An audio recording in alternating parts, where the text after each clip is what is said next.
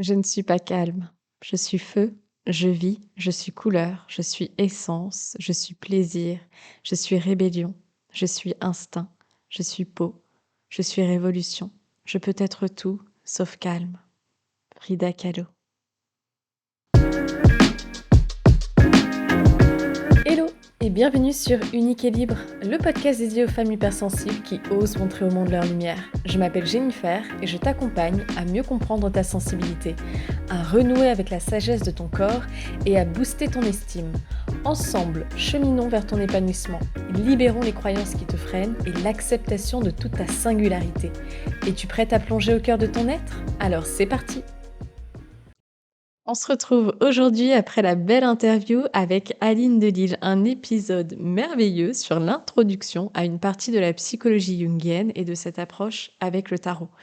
Comme je l'avais mentionné dans mes intentions concernant le podcast, je souhaite en 2026 mettre plus en avant cet outil qui m'accompagne depuis plusieurs années avant qu'on rentre dans le vif du sujet. Si tu as envie d'écouter les épisodes déjà disponibles sur le tarot, je t'invite à consulter la description de l'épisode dans laquelle j'ai listé tous les épisodes actuels pour attiser ta curiosité, enrichir tes connaissances et découvrir d'autres manières d'utiliser le tarot avec des thérapeutes passionnés et passionnants. Tu retrouveras également toutes les infos pour réserver ta consultation de tarot avec moi. Bien, après cette introduction, revenons au podcast du jour. J'avais déjà aussi parlé de l'énergie féminine.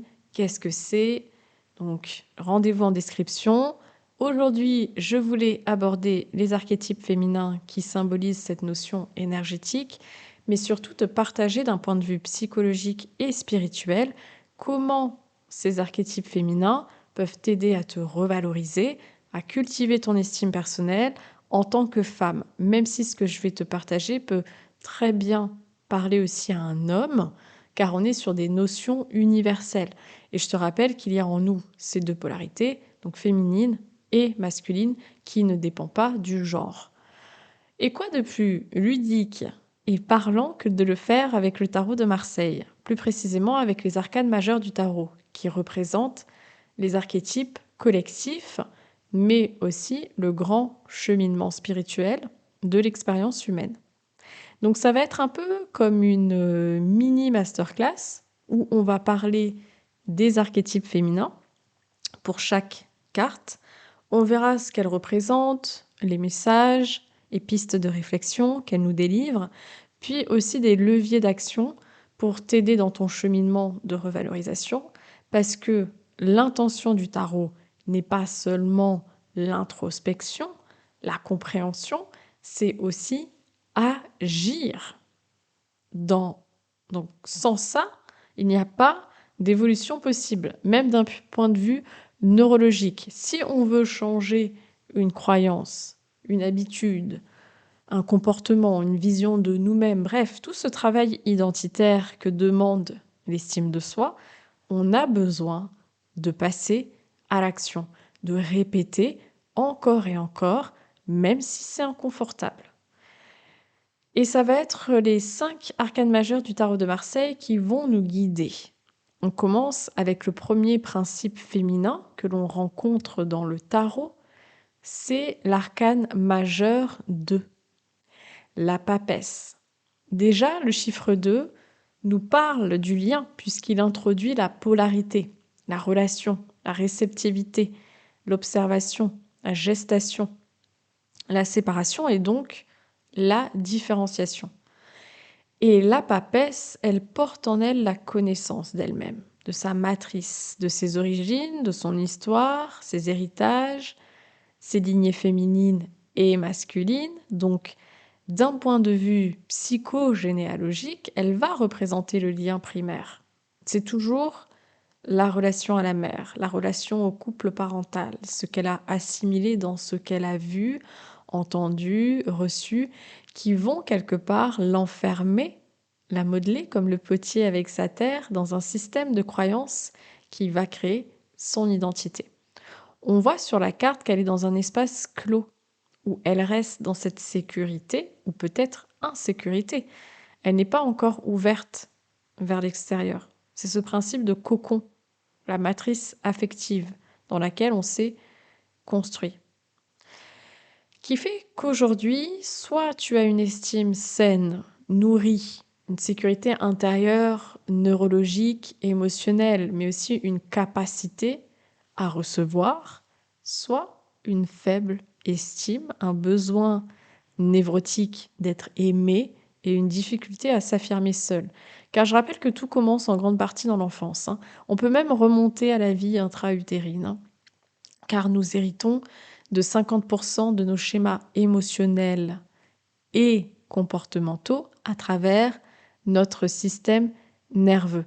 Tout ça se forge dans le ventre de ta maman, donc une partie de tes réactions, comportements, émotions, tu les dois à tes parents, et je sais que ça peut être difficile à entendre. Donc nos réactions face aux liens, à l'amour, au conflit, à l'abandon, à la sécurité, etc., sont conditionnées bien avant que nous en ayons conscience. C'est pour ça que la papesse, elle est en lien avec l'invisible.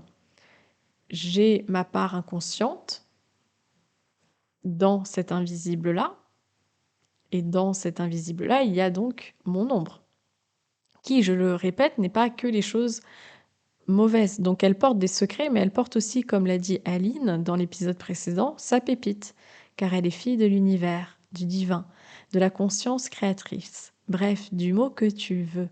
Et son intention, c'est d'accoucher d'elle-même. C'est aussi pour ça qu'on dit que c'est la sage-femme, pour devenir fille du cosmos, l'étoile, unique et libre. Mais pour ça, elle a besoin de se connaître. Ça pourrait être la première leçon de l'estime de soi, se connaître. Qui je suis? Qu'est-ce que j'ai reçu? Qu'est-ce qui m'appartient? Qu'est-ce que j'ai envie, moi? Mes besoins, mes rêves, la femme que j'ai envie d'incarner. Et c'est aussi pour ça qu'elle est en position assise, tournée vers la gauche, vers le passé, pour que dans ce moment de silence, d'éternité, elle reçoit les réponses, elle accumule l'information pour ensuite agir, se mettre en mouvement, l'exprimer avec l'impératrice. Et c'est justement là le danger, c'est de ne pas rentrer dans l'action, de rester dans ses croyances limitantes, ses schémas, ses insécurités, ses peurs, et du coup de ne pas agir. Il y a un très beau passage dans le livre d'Alejandro Jodorowsky, La Voix du Tarot, où il fait parler chaque arcane majeur, ce qu'elle dirait, et voici un extrait sur la papesse. Je suis impitoyable. J'exige que vous fassiez ce travail et que vous abandonniez pour vous unir à moi tout ce qui n'est pas digne de devenir le calice où la divinité pourra se loger. Je suis comme ces temples où l'on pratique l'exorcisme, où il faut ôter ses chaussures pour entrer, où l'on purifie l'air avec des encens, où on lave les croyants avec de l'eau bénite. Donc, l'autre leçon qu'elle nous donnerait sur l'estime, c'est le respect de soi, de son corps, de son énergie, de son temps, de son intellect en premier lieu. Donc la papesse, elle a des principes, elle a des règles, non pas pour être une femme frigide, froide, ce qu'elle peut être dans le côté négatif, mais je rappelle que chaque carte a ce principe d'ombre et de lumière, de positif, négatif, même si je n'aime pas trop ce terme, elle ne renie pas l'ombre de son humanité, vu qu'elle est le 2. Mais elle doit faire attention, justement, à ces parts qui veulent contrôler, trop couvrir. C'est parce qu'elle cache un peu une peur profonde en elle d'être blessée. Mais si elle ose s'habiter tout entière, laisser sa pépite, les murmures de son âme, de ses désirs conscients, alors elle s'ouvre à la naissance de la création qu'est l'impératrice. Ah, l'impératrice. J'aime cette lame, peut-être parce que elle fait partie d'une part de moi, hein. J'ai le 3 dans mon jour de naissance. Et l'impératrice, elle introduit la parole. Le désir, la créativité, elle est l'expression de soi non seulement dans sa manière d'être, mais dans ce cas-là, envie d'insuffler, de matérialiser, de donner naissance au monde. Avant, on avait la gestation et là, on a la naissance. Le 2, c'était ressentir ce monde riche en nous. Le 3, c'est exprimer. C'est la femme qui a conscience de son pouvoir créateur et de sa valeur. L'impératrice ne doute pas d'elle-même. Alors bien entendu qu'elle doute, dans le sens où on a tous par moments hésité sur une situation, mais elle ne remet pas sa valeur en cause dans son choix, mais surtout dans le résultat. C'est-à-dire que même si elle a fait une mauvaise expérience, elle ne va pas dire et voilà, je suis nulle, c'est moi le problème, je ne suis pas assez, etc. Non, non, non, non. Elle sait qu'elle peut se tromper, mais il n'y a pas ce piège du manque d'estime. C'est une femme puissante, même si elle peut être immature, capricieuse. On est au début du tarot, donc inconsciemment, elle peut chercher encore le regard de validation de l'autre, le besoin de reconnaissance. Mais c'est un archétype souverain. Elle dirige son royaume. Et qu'est-ce que ça serait la leçon dans diriger son royaume? C'est déjà diriger son royaume intérieur, qui est sur le trône. On l'a abordé dans l'épisode précédent. Est-ce que c'est cette femme de valeur qui sait ce qu'elle veut, où elle veut aller, qui et quoi mérite son temps, etc. Ou est-ce que c'est une part de moi insécure du passé, une répétition familiale, un trauma qui est aux commandes de ma vie et qui est bien assis sur mon trône? Et quand est-ce que je dois à nouveau m'asseoir sur le trône? Et si je ne le fais pas, qu'est-ce qui se passe? Suis-je en paix ou c'est le chaos? On peut aussi imaginer un alter ego avec l'impératrice, donc une version de soi confiante, estimée, sereine, magnétique, féconde, charismatique, leader, très intelligente, à l'aise dans son corps, ses capacités, incarnée. Elle ne prouve rien, elle est aucune dévalorisation. Mais encore une fois, attention, parce que dans l'ombre, c'est cette femme qui a perdu l'équilibre dans son féminin et devient masculine dans son énergie. C'est aussi pour ça qu'elle a une pomme d'Adam au niveau du cou. Donc, limite Amazon, qui va prêcher qu'elle a besoin de personne, Miss Independent, qui se protège avec son bouclier contre l'autre, homme ou femme, qui devient séductrice, mais pas dans le bon sens du terme, plutôt manipulatrice pour arriver à ses fins où tous les coups sont permis.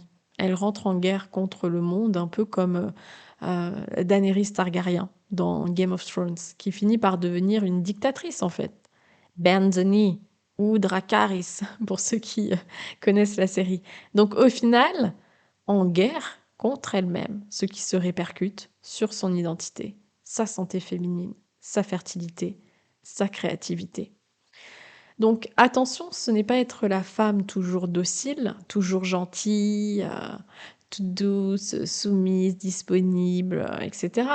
Ça, c'est une version, mais erronée, de voir seulement cette part du féminin qui est quand même très ancrée dans la société, l'inconscient collectif. Mais il n'y a plus qu'à observer aussi la nature, qui est un archétype du féminin. Parce que le principe féminin est aussi destructeur, symbole de mort, tout comme il donne la vie. Symbole aussi de transformation, comme les déesses hindoues Kali et Durga, elles sont les mères divines remplies d'un amour inconditionnel, protectrices. Mais lorsqu'il faut défendre justement le royaume, elles peuvent être impitoyables, égoïstes. Ça ne veut pas dire méchantes pour faire le mal, ça veut dire qu'elles posent des limites. La destruction est indissociable de la création. Et c'est aussi cela l'impératrice.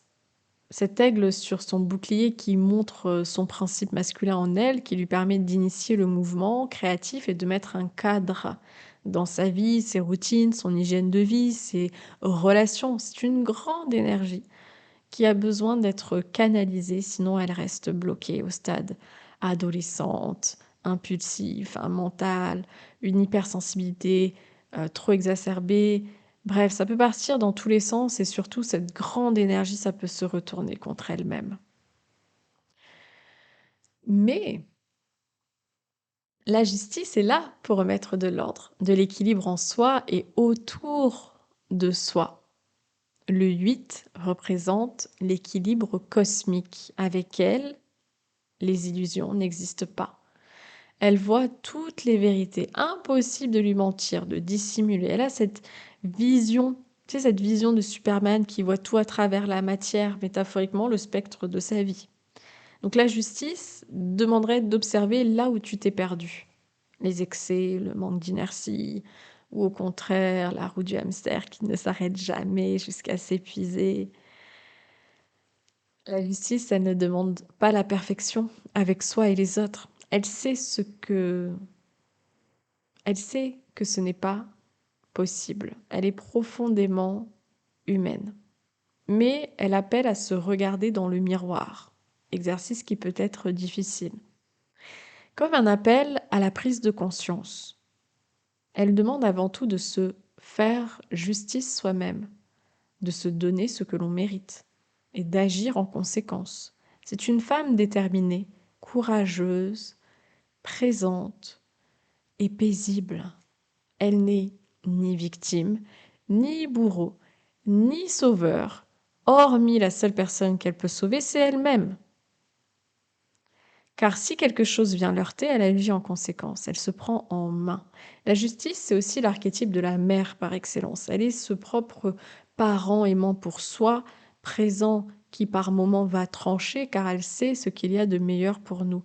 Moi, je la vois comme une louve, et selon ma définition, c'est la femme qui protège ses limites, sa vision, ses valeurs, sa vérité, avec fermeté et amour. Elle a des standards élevés. Tout le monde ne peut pas rentrer et faire partie du clan.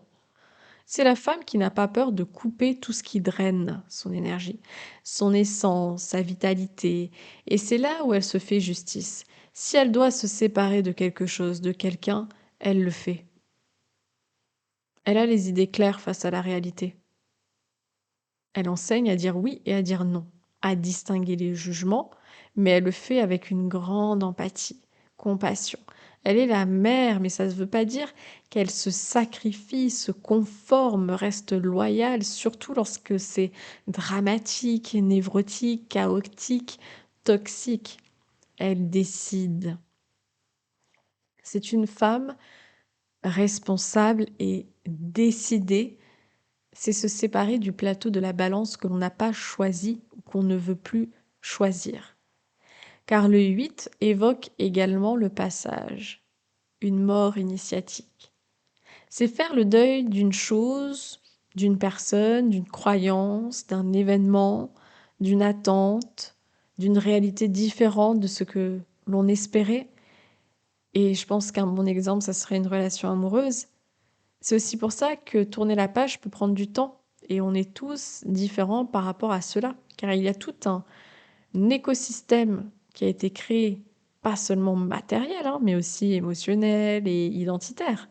Et quitter, avancer, c'est se séparer de tout ça.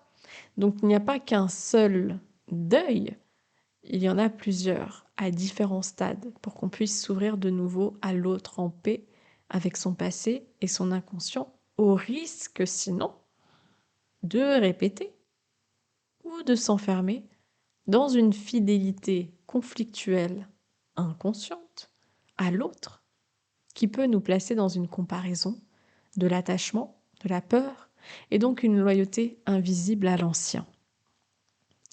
Mais lorsqu'elle se dépouille pour retrouver son centre, elle rencontre l'étoile, arcane 17 du tarot. Là, si tout se passe bien, si on a intégré les leçons des arcanes passés, on est déjà dans un féminin mature. On a trouvé sa place, on s'est accepté entièrement, on agit dans le monde. Le 7 est le plus grand degré d'action dans le monde car on est profondément convaincu dans une foi inébranlable que nous sommes ici pour une raison. que nous faisons partie de l'ordre cosmique, que notre vie a de l'importance, qu'elle compte et l'étoile veut y participer en offrant son essence, son unicité, sa sensibilité, ses talents guidés par cette conscience créatrice. Pour moi, c'est aussi pour ça qu'elle a un genou à terre, elle a accepté pleinement son incarnation. Elle s'abandonne dans un acte plus grand que soi. En anglais, on dit surrender. C'est une muse incarnée. Donc, petit clin d'œil à mon accompagnement. Ce n'est pas une femme perchée. Elle est dans son corps entre terre et ciel, consciente de son humanité, mais aussi de sa part divine et spirituelle. Elle nous enseigne la foi en nous-mêmes, en la vie. Elle est ce guide spirituel que nous portons en nous, notre bonne étoile. Elle a une grande humilité authentique. Il n'y a plus besoin de jouer des rôles qui ne nous ressemblent pas. Être soi suffit. Elle a acquis une sagesse, elle a expérimenté la vie. L'étoile purifie son passé, son avenir et son entourage. Elle n'a plus peur de donner sans jamais recevoir. Elle est altruiste, oui, mais en conscience. Elle ne le fait pas pour être aimée en retour, car dans le côté névrotique, elle pourrait être en train de dilapider justement son énergie dans le passé, hantée par les manques irrésolus de l'enfance. Elle redevient du coup cette femme enfant blessée, qui devient un être vampirique, cherchant constamment l'attention, l'amour, qui vit en permanence comme mal aimée, envahie ou abandonnée. Et l'étoile devient alors un puits sans fond où rien ni personne, même pas elle-même, arrive à combler ce vide intérieur, cette nostalgie du paradis que nous avons tous et qui a besoin d'être accepté, vu et reconnu pour ne pas se laisser à chaque fois, à chaque événement, relation, émotion, aspirer comme un trou noir. Il y a un autre passage d'Alejandro Jodorowsky dans le livre La Voix du Tarot, donc concernant l'étoile, qui dit « En chaque instant, jamais je n'abandonne le présent. Ni le passé, ni l'avenir ne peuvent m'enchaîner, ni les regrets, ni les projets. Constante, fidèle à mon lieu, je reçois et je donne. Et quand je dis « je suis du monde et de moi-même », cela signifie que je me rends sans réticence, éliminant jusqu'à sa racine la plus obscure toute critique. Je ne juge pas, j'aime et je sers. Et dans cette acceptation radicale, je deviens la lune, puissance féminine, réceptif, archétype céleste, me demandant d'écouter calmement les murmures de mon intuition. La douce lumière de la lune nous donne la clé de notre inconscient. C'est aussi le monde des rêves et de l'imaginaire. Autant la papesse a la connaissance de l'invisible de son histoire, autant elle n'arrive pas encore à l'interpréter concrètement dans la matière. La lune sait que son corps, son système nerveux, sont le réceptacle de son monde intérieur. Car en réalité, nous sommes le produit des souvenirs familiers associés à un grand nombre d'habitudes inconscientes. Elle nous aide à mettre de la conscience pour ne pas passer sa vie dans l'illusion, le fameux choix de la pilule rouge ou bleue. Donc tout comme la justice, elle peut être très intense, des abysses en nous peuvent remonter nos angoisses, nos peurs, tout ce que nous peinons à comprendre. Mais plutôt que de continuer à surinterpréter, on ira s'y confronter pour les accepter. D'inconscient à conscient, d'incompréhension à intégration. C'est une réconciliation avec soi. Et cette forte sensibilité que tu as peut troubler l'esprit et bien souvent faire perdre pied au point de sombrer dans des pensées négatives. C'est pour ça que l'hypersensibilité a besoin d'être canalisée. Et pour cela, on en revient à la connaissance de soi. Sans le savoir, comment je peux agir avec intention dans ma vie pour créer un environnement qui respecte ma sensibilité et qui je suis. Donc le travail dans cet arcane, c'est la contemplation de la nuit qui enseigne la lumière. Et bien entendu, dans son ombre, encore une fois, il y a aussi nos talents, aspirations et dons, son potentiel réceptif infini et sa plus grande richesse. Elle enseigne la joie, le bonheur et notre droit de naissance, qu'elle exprime en s'unissant par la suite avec l'archétype masculin qui est le soleil. Mais cela, ça sera pour un prochain épisode. Voilà, j'espère que ça t'a plu, qu'à travers les leçons spirituelles du tarot, tu puisses renouer avec ton estime et la femme merveilleuse que tu es. Si tu es sur YouTube, dis-moi ce que tu en as pensé parce que tu peux commenter du coup, like, abonne-toi à la chaîne et partage cet épisode autour de toi. On se retrouve très bientôt. En attendant, prends bien soin de toi. Ciao ciao!